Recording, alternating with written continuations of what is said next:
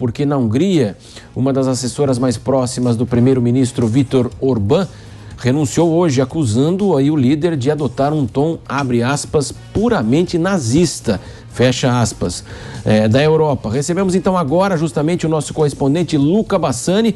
Qual o discurso aí de Orbán que gerou toda essa repercussão? Muito bom dia, Luca. Muito bom dia, Marcelo. Mais uma vez vemos que o primeiro-ministro da Hungria, Viktor Orbán, está cercado de uma grande polêmica e vários órgãos responderam com notas de repúdio bastante veementes. Inclusive, uma das suas principais aliadas deixou o governo após ele falar que a Hungria não é um país misturado e o povo europeu não deveria se misturar com aqueles que não são europeus. A gente viu que o partido dele, que é bastante conservador, muitas vezes já fez declarações xenófobas, homofóbicas e muitas vezes também consideradas racistas. A gente viu que neste momento, grande parte aquela ala também mais próxima dele no seu governo tem contrariado suas declarações. A União Europeia falou que não cabe exatamente esse tipo de fala dentro do continente e ele respondeu falando que na Europa há dois tipos de sociedade, aquela onde os não-europeus vivem em conjunto com os europeus e aquelas onde há apenas os europeus. E a primeira já não é uma civilização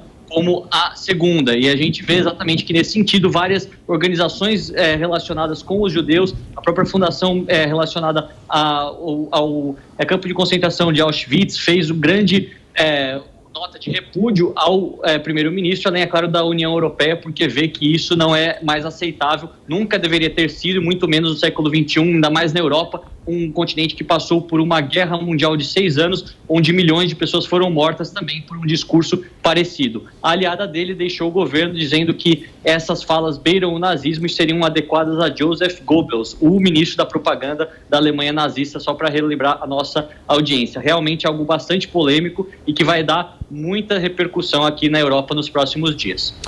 Luca, mudando um pouco de assunto, e o calor aí? Deu uma trégua aí na Europa? Observo que hoje você está de camisa, estava de camisa polo, tirou o paletó. Como é que está o calor aí?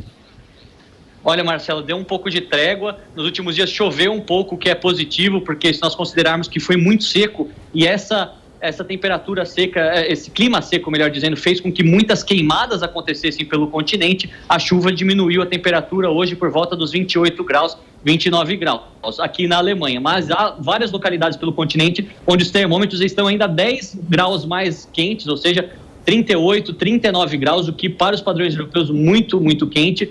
Utilizando até minha experiência nos outros anos aqui, a onda de calor durava 3 semanas. A gente já está na 6ª semana e muito provavelmente, de acordo com os meteorologistas, apenas na 2ª semana de agosto que vai dar uma trégua definitiva. Portanto, vamos continuar acompanhando e esperando que as queimadas não aconteçam e que as mortes pela exaustão de calor, principalmente na população idosa, fiquem sob controle, né? Os números não voltem a subir, porque é sempre muito triste trazer essas notícias também. Sem dúvida aí, haja água e na Alemanha haja cerveja, né, Luca? Haja.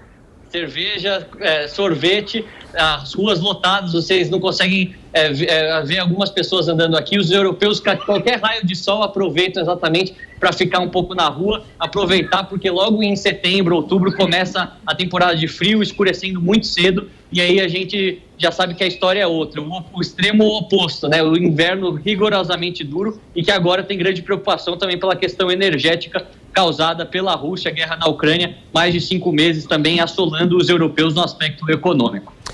Luca Bassani, o nosso correspondente na Europa, daqui a pouco ele volta diretamente aí trazendo mais as informações.